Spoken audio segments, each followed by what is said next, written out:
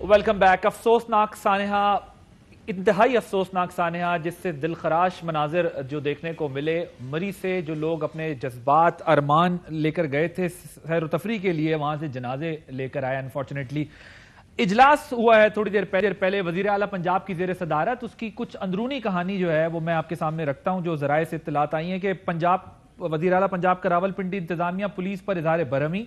उस्मान बुज़दार ने chief secretary IG Punjab बरहमी का इजहार किया। महकमा मौसमियात की वार्निंग के बावजूद इंतजामिया पुलिस ने कुछ ना किया। रावलपिंडी इंतजामिया और पुलिस ने इंतजाम क्यों नहीं किए? सयाहों की बड़ी तादाद बढ़ने पर गाड़ियां रोकी क्यों नहीं गई? इब्तदाई रिपोर्ट के मुताबिक सर्दी तूफान रास्ते बंद होने से अमवात हुई हैं, ये जो दी गई। और वज़ीर आला का मामला उन्होंने कहा है कि इंक्वायरी की जाए और गफलत बरतने वालों के खिलाफ कार्रवाई की जाए। सर, आज पूरा दिन फारूक हबीब साहब हमारे साथ मौजूद हैं, वजीर मुमलिकत बराए इत्तलात और नशरियात तहरीक इंसाफ से, और डॉक्टर तारिक फजल चौधरी साहब पाकिस्तान मुस्लिम लीग नवाज के सीनियर रहनुमा हैं।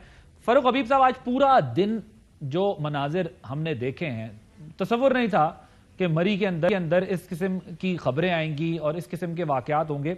ये सब कुछ होता रहा, आफत ज़दा करार दिया गया मरी और मरी के हालात को।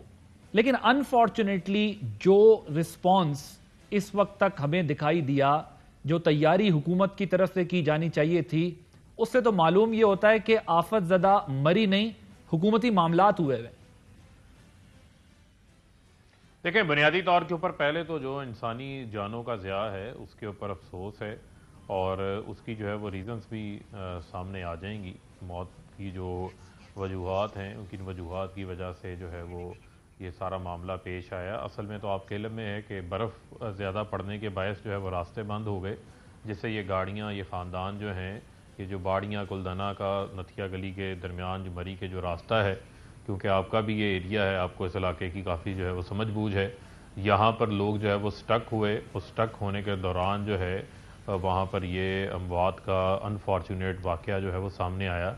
इससे कल ही इंतज़ामिया वीकेंड है, और आपके इल्म में जब भी बर्फ़बारी होती है तो अमूमन जो है वो सर्दियों के दिनों में सियाह जो है वो रुख करते हैं इस तरफ, लेकिन 7-7, 10-10 फुट जो है वो बर्फ़ पड़ी है इस सारे रास्ते के दौरान, और ये कई दहाइयों का जो है वो रिकॉर्ड टूटा है इस दौरान। और मैं समझता हूँ कि कल शाम से ही इंतज़ामिया ने 6 बजे से जो है वो गाड़ियों का जो है वो रास्ता बंद कर दिया। फारूक हबीब साहब, मसला ये है गाड़ियां मजीद दाखिल कि दो तीन दिन से मैट डिपार्टमेंट ने तो खैर 31 दिसंबर को वार्न किया था कि ये सब कुछ होना है, इतनी बर्फबारी होनी है, ये सारा माहौल होगा।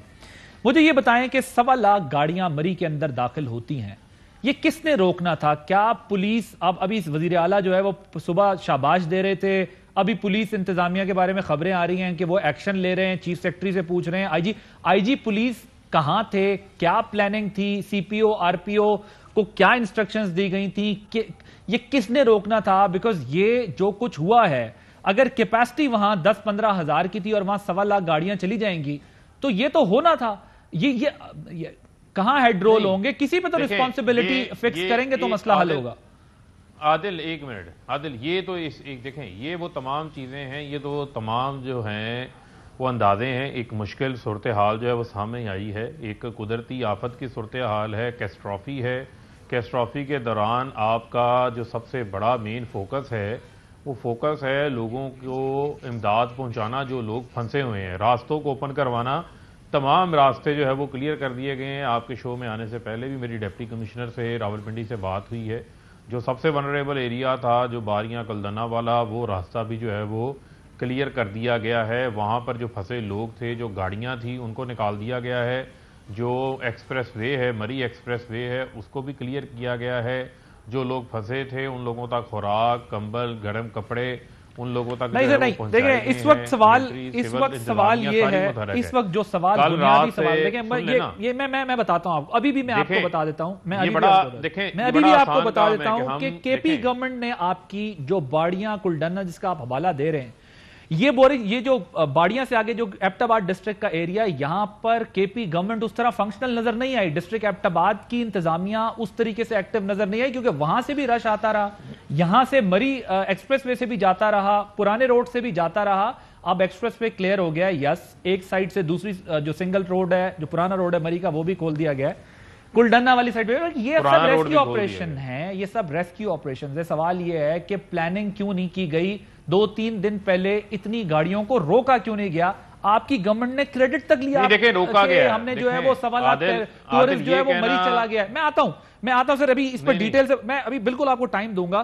तारिक फजल चौधरी साहब, ऐसा क्या हुआ है कि इतना जानी नुकसान हो गया है? वो कहते हैं कि एक कुदरती आफत आ गई जिसके नतीजे में ये सब कुछ हुआ है, और अभी हम इंक्वायरी कर रहे हैं, देखेंगे कि क्या होता है, क्या नतीजा निकलता है, कौन जिम्मेदार है। हालांकि मेरे नजदीक तो चीफ मिनिस्टर जिम्मेदार हैं, जो इस सूबे के मालिक बने हुए हैं, जिन्होंने ये इंतजामात करवाने होते हैं। वो अब पूछ रहे हैं आईजी से और चीफ सेक्रेटरी से कि बताएं जी क्या करना है, और पुलिस की प्लानिंग पहले क्यों नहीं हुई हुई थी कि इन लोगों को रोका जाता, ये ना जा सकते।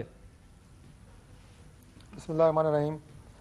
आदिल भाई साहब, सबसे पहले तो जो सानिया मरी हुआ है और उसमें कीमती इंसानी जानों का नुकसान हुआ है, उस पर जितने भी अफसोस का इजहार किया जाए वो कम है।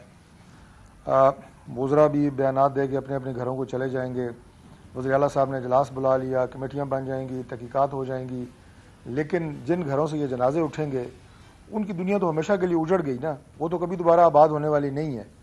तो ये इंतहाई अफसोसनाक है कि आप बजाय इसके कि आप बरह रास्त इस जिम्मेदारी को कबूल करें, आप आगे से अजीब व गरीब हुकूमत की तरफ से जो है वो तावीलें दी जा रही हैं। अभी फ़ारूक ने, हमारे भाई ने कहा कि जनाब ये कुदरती आफत थी। ये कुदरती आफत नहीं थी, रूटीन में हर साल यहाँ पे बर्फबारी होती है। ये कुदरती आफत हुकूमत की नाअहली और नालायकी की वजह से बनी है, और 2-3 इसकी वजूहात हैं। मेरा अपना जो हल्का है ये बिल्कुल मरी के साथ मुतसिल है, मरी के साथ लगता है। आपका भी अपना ये इलाका है। लेकिन दो चीजें, सर ये मैं आपसे इत्तेफाक करता हूं कि ये कुदरती आफत नहीं थी, ये मिसमैनेजमेंट थी और ये इनकॉम्पिटेंस थी। इसका जाहिर है बर्फ पड़नी है, अपनी नालायकी, माइनस टेम्परेचर जाना है की नालायकी से जी ये कुदरती आफत बनी। अब ये भी कहा अभी फारूक ने जनाब के सारे अंदाजे हैं। देखिए अंदाजे नहीं है, आप जब गाड़ियां यहाँ पे 17 मील टोल प्लाजा से मरी की तरफ जाती हैं, एग्जैक्ट काउंट आपके पास आता है कि आज कितनी गाड़ियां मरी में दाखिल हुई हैं। मरी जाने का आप तकरीबन एक ही रास्ता है जो ये लोग इस्तेमाल करते हैं। पुरानी रोड पे तो आप लोकल वहाँ के जो त्रेट और घोड़ा गली वगैरह के लोग हैं वो लोकल उसको इस्तेमाल करते हैं। मरी के लिए आप तमाम सयाह एक्सप्रेस वे इस्तेमाल करते हैं। टोल प्लाजा से आपको एग्जैक्ट पता चल जाता है कितनी गाड़ियाँ इस वक्त मरी की तरफ जो है वो पहाड़ पर चढ़ गई हैं। 4000 की गुंजाइश बार बार मीडिया पर आ रहा है, कभी बताया जा रहा है जनाब 50,000 हो गई हैं, 60,000 हो गई हैं, 70,000, 1 लाख से ज़ायद गाड़ी। जब इतनी गाड़ियाँ वहाँ चढ़ गई हैं तो वहाँ आपको मैनेजमेंट भी तो करनी है।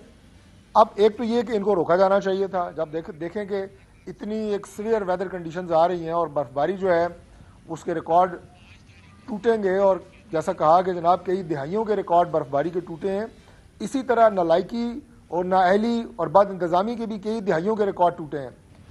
एक तो आपने गाड़ियाँ मैनेज नहीं की, दूसरी बात ये कि ये जो आगे रास्ता है कुलडन्ना और नक्शा गली के बीच में, यहाँ पे टेम्परेचर जो है ये मुसलसल -4 -6 तक चल रहा है, और रात को तो ये -10 होगा।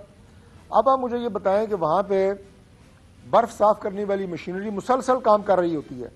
जो फुटेजेस आपने देखी हैं और वो भी इंतज़ामिया ने नहीं बनाई, लोकल लोगों ने बनाई हैं, उसमें आप देखें कि गाड़ियाँ छतों तक बर्फ़ में धंसी हुई हैं और आपको किसी जगह कोई मशीनरी नज़र नहीं आ रही जो उसको साफ़ कर रही हो उस रोड को, ताकि लोग कम से कम घर तो नहीं लेकिन किसी महफूज पनागाह तक तो पहुँच सकें। सर मैं और उन गाड़ियों में जो बर्फ़ में धंसी हुई हैं वहाँ पे मैं ज़रा मुकम्मल कर लूँ एक छोटी सी, वहाँ पे फैमिलीज़ हैं।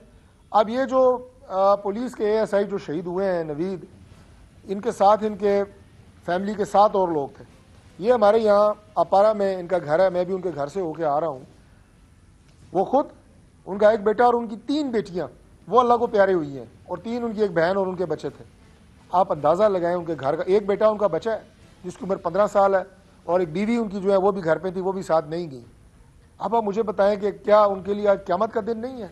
वालिद भी गया, 4 बहन भाई चले गए, ठीक बात, और यहाँ पे बैठ के बस हुकूमत क्या देगी, सर जनाब अंदाजे की गलती हो गई, देखेंगे, मसला ये है फिक्स करेंगे कि ये मुल्क हम सबका है, होगा हम सब, क्या मजाक की बात है? ये मुल्क हम सबका है, क्या मजाक की बात है? ये दुख भी साझा है, ये इश्यूज भी हम सबके हैं, लेकिन मसला ये है कि अगेन सिविल इंतजामिया की इनकॉम्पिटेंस की वजह से जिन जगहों पर आप काम नहीं कर पाते वहां पर आपको फिर फौज को बुलाना पड़ता है और फिर फौज आगे क्लियर करती है। और इस वक्त भी जब हम बात कर रहे हैं तो मरी क्या बल्कि ये 17 मील और मरी की जहां से स्टार्ट होता है वहां से लेके बाड़ियां तक, एबटाबाद तक इस वक्त फौजी रेस्क्यू ऑपरेशन ही चल रहा है। जिसके नतीजे में बिल्कुल आप ऐसे ही बड़े है। बड़ी जो और मैं- ब्लॉकेड्स हैं वो हटा रहे हैं, जो लैंडस्लाइडिंग हुई हुई है हटा रहे हैं, जो रोड ब्लॉकेड है वो सारे जो इश्यूज हैं स्नोफॉल की वजह से वो कर रहे हैं। सर मुझे ये अब केपी बताएं, गवर्नमेंट की आपने बात की है, मैं एक छोटी सी बात कर लूं। अब केपी गवर्नमेंट को आप देखें, वो जिम्मेदारी लेने के लिए तैयार नहीं है। अभी भी यहाँ चले, कोई मीटिंग तो हो रही है ना, किसी ने बात तो की है, उधर तो कोई होश ही नहीं है, अभी भी कोई होश नहीं है। अब वहां पे कई ऐसे एरियाज हैं, मैं भी आपको बता रहा हूं, जो अभी भी अनएक्सेसिबल है, वहां पे ठीक। अभी भी कोई नहीं गया।